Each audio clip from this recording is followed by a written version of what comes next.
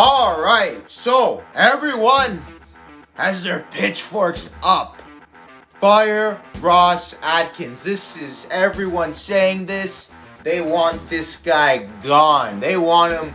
They want him, instead of being the general manager for the Blue Jays, they perhaps want him to be the janitor of the Blue Jays. All right, so here's my opinion on the matter. So should the Blue Jays fire Ross Atkins? Here's the thing, people. I don't think this is as easy as like a clean-cut no.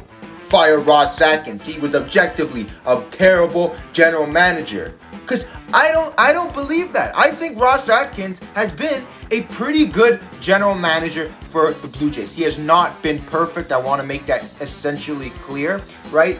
But do they fire him? I don't know if they should go that far, people. I don't know if they go as far as actually firing Ross Atkins. And let me explain why. All right. But first, let me get this out of the way. Even though I do not like John Schneider, I think he's terrible, right? You do not throw your manager underneath the bus. That's the one thing which I can defend Ross Atkins on a lot of things. That I cannot. All right, there's no fucking way. Zero way. Like, the only way I think Atkins is telling the truth is it's such a stupid lie that if he were to lie, like, you would think he'd come up with something better than that. Like, that's the only thing I could really say in regards to defending him. But even if he's telling the truth, you still don't say that. You defend your manager. You defend your manager. All right? You defend your manager. I severely doubt that was John Schneider's decision. I severely doubt. That was a front office thing. So, Ross Atkins, shame on you in that respect. But anyway, let's talk about the main reason why people want Ross Atkins fired, and that is because of the pathetic performance of the 2023 Blue Jays. But guys, I hate to break it to you, the players are the ones at fault. Because if you look at the roster that Ross Atkins put together, it was a really good roster. It was a really good roster, guys. They couldn't hit, but that's not Ross Atkins' fault. I mean, you have a lineup of George Springer, Bo Bichette, Vladimir Guerrero Jr., Alejandro Kirk, Matt Chapman, Dalton Varsho. Like, those 6 or 7 guys I just named should be like all-star caliber hitters, with the exception of maybe Varsho. But these are all way above average hitters, all right? Look at the career, look at the chart on the screen here. I got the career numbers for these players, and I compared them to the 2023 numbers, excuse me. So if you look, they're all way down. Ross Atkins has zero control over that. So if you look at their career OPSs, this is Atkins' job. He has to say, hey, we're getting this guy because of their career OPS, right? So look at this. This should be an amazing lineup. It's not his fault that they can't hit. The players are the biggest ones at fault. I mean, especially George Springer, Vladdy. Like, what is going on? Right? He built one of the best pitching stats in the majors.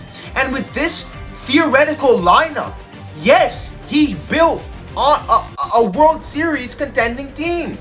Oh, I'm going to get shit for this. I can understand why he did not add a bat at the trade deadline. All right? Because this is one of those things where you expect him to even out. I mean, when you have guys this talented, you know, Vladdy, like 2 years ago, was the best hitter in the league. This year, he couldn't hit water if he fell off a boat.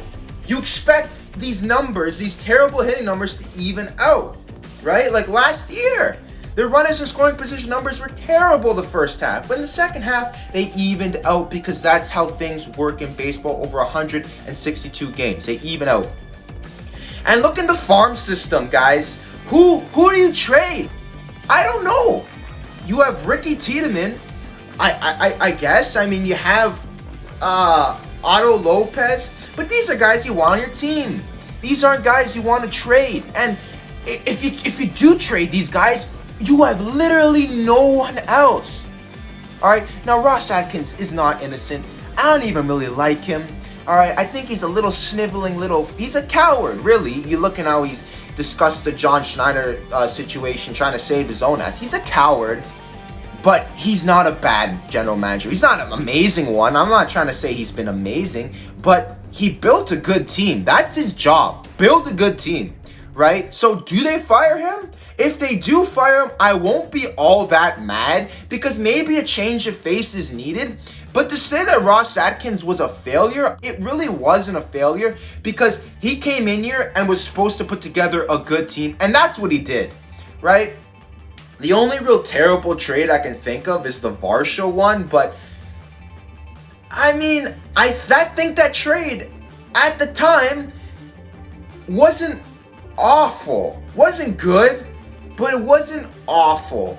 I mean, I can see trading away Gabriel Moreno. That I was on board with that because Moreno had played had 70 at bats. You don't know how good he's really gonna be. I mean, he showed great signs, but you already have a silver slugger. So do you go with your silver slugger, a guy who's been a proven fantastic all-star caliber player, or do you go with the new guy who has not yet proved that, but has the tools to show that he can prove that? Well, you go with the silver slugger because it's a safer option. So I'm fine with trading Gabby Moreno, right? And I like him, but you know, whatever. You have to. You can't have three really you can't do that. You can't have three catchers that good, right?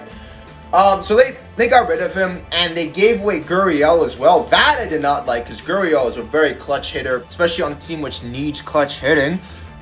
And for Varsho, who was a really good outfielder, and at the time, he was actually a pretty decent hitter. I mean, he wasn't anything super special, but he had like a 750 OPS. He hit like 30 home runs. Wasn't a terrible deal at the time, and it could still pan out. So I'm not going to shit on Atkins too much for that deal, but overall, I'd say if I'm the GM, do I fire Ross Atkins? I'm going to say probably not. His leash is going to be short, and he's definitely going to be disciplined for how he handled the John Schneider thing. But overall, I think he's put together a pretty decent team. So, yeah, that's my opinion on the matter. Diamond 26 signing out.